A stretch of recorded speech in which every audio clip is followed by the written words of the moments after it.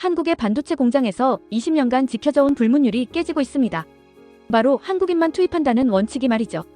도대체 무슨 일이 일어나고 있는 걸까요? 오늘은 한국 반도체 산업에 불고 있는 변화의 바람에 대해 이야기해보려고 합니다. 여러분은 혹시 삼성전자나 SK하이닉스 같은 반도체 공장에서 일하시는 분들을 아시나요? 그렇다면 이런 이야기를 들어보셨을 겁니다. 우리 공장은 외국인을 안 써. 특히 중요한 부분은 절대 안 돼. 이게 바로 한국 반도체 산업의 오래된 전통이었습니다. 특히 삼성전자 반도체 공장 건설 현장만 봐도 그렇습니다. 공장 내부에 칸막이를 설치할 때, 전기 배선을 할 때 이런 핵심적인 작업들은 오직 한국인 작업자들만 투입됐죠. 왜 그랬을까요? 이유는 간단합니다. 보안 때문이에요. 반도체 공장 내부 구조 하나하나가 다 기밀이거든요. 어떤 장비가 어디에 배치되는지, 전력선이 어떻게 연결되는지 이런 정보들이 모두 기술 유출로 이어질 수 있는 민감한 자료들이니까요. 실제로 삼성전자가 해외에 공장을 지을 때도 마찬가지였습니다. 미국 텍사스에 반도체 공장을 짓거나 중국에 공장을 세울 때도 핵심 공정은 한국에서 파견된 직원들이 맡았어요. 현지 인력을 쓰더라도 정말 단순한 작업만 맡겼죠. 그런데 최근 몇 년 사이에 이런 원칙이 흔들리기 시작했습니다. 바로 심각한 인력 부족 때문이에요. 삼성전자와 SK하이닉스 모두 지금 극심한 인력난에 시달리고 있습니다. 특히 현장에서 일할 기술자들이 턱없이 부족해요. 생산직 근로자는 물론이고 엔지니어급 인력도 마찬가지입니다. 이 문제가 얼마나 심각한지 보여주는 사례가 있어요. SK하이닉스가 최근 용인에 새로운 반도체 공장을 지으면서 벌어진 일입니다. 원래 계획대로라면 한국인 작업자들만으로 공사를 진행했어야 하는데 인력이 모자라서 결국 외국인 작업자들도 투입하기 시작했거든요. 물론 처음에는 정말 단순한 작업부터 시작했습니다. 자재 운반이나 청소, 이런 업무들이요. 하지만 점점 더 복잡한 작업에도 외국인 인력이 투입되기 시작했어요. 이전에는 상상도 할 수 없었던 일이죠. 그런데 이런 변화가 마냥 반가운 것만은 아닙니다. 여러 가지 우려의 목소리가 나오고 있거든요. 첫 번째로 가장 큰 걱정은 역시 기술 유출 문제입니다. 한 반도체 업계 관계자는 이렇게 말했어요. 외국인 작업자가 공장 내부를 자세히 볼 수 있게 되면 혹시라도 그 정보가 외부로 새어나갈 위험이 있지 않을까 하는 불안감이 든다고요. 실제로 중국이나 대만 같은 경쟁국들이 한국의 반도체 기술을 탐내고 있다는 건 공공연한 사실이잖아요. 만약 외국인 작업자 중에 이런 목적을 가진 사람이 섞여 있다면 생각만 해도 아찔하죠. 두 번째 문제는 의사소통과 안전사고 위험입니다.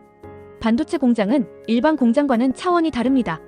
화학물질을 다루고 고압 전기를 사용하고 정밀한 장비들이 가득해요.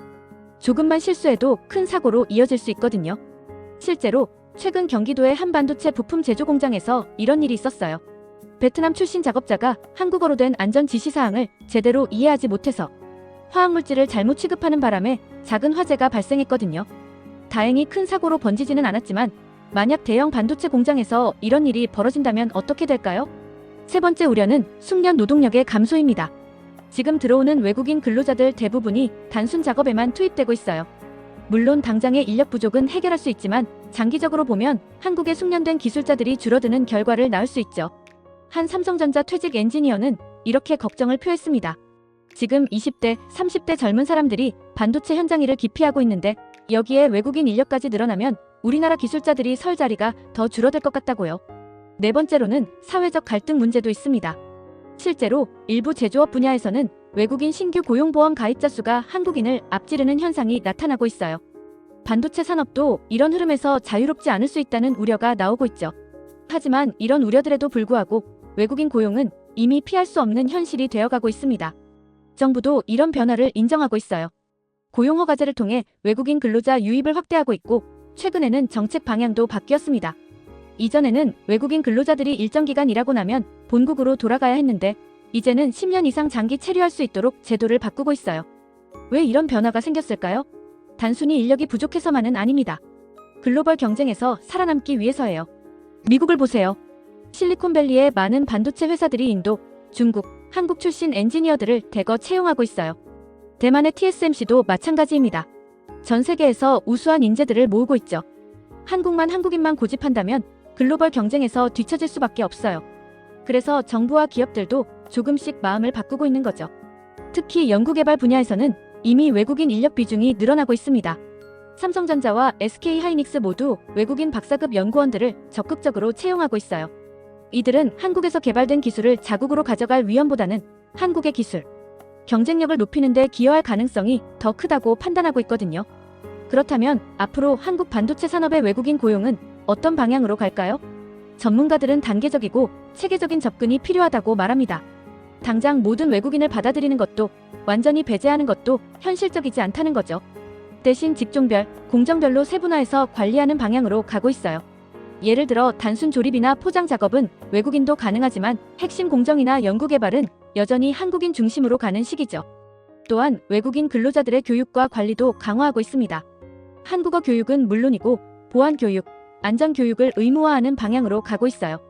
SK하이닉스의 경우 외국인 작업자들을 대상으로 매주 보안 교육을 실시하고 있어요. 휴대폰 사용 금지, 사진 촬영 금지 같은 기본적인 보안 수칙부터 시작해서 기밀 유지, 서약서도 따로 받고 있죠. 결국 한국 반도체 산업은 지금 기로에 서 있습니다. 전통적인 한국인 중심 고용 구조를 유지할 것인지 아니면 글로벌 경쟁력을 위해 변화를 받아들일 것인지 말이에요. 분명한 건 이미 변화는 시작됐다는 점입니다. 완전히 막을 수도 없고 마냥 늦출 수도 없어요. 그렇다면 이 변화를 어떻게 관리하느냐가 중요하겠죠. 한국의 반도체 산업이 앞으로도 세계 최고 수준을 유지하면서도 동시에 기술, 보안과 안전을 지킬 수 있는 균형점을 찾아가는 것. 그게 바로 지금 우리가 풀어야 할 숙제인 것 같습니다. 오늘은 한국 반도체 산업의 외국인 고용 이슈에 대해 살펴봤습니다. 여러분은 어떻게 생각하시나요? 댓글로 의견을 남겨주세요. 오늘 영상이 도움이 되셨다면 구독과 좋아요 눌러주세요.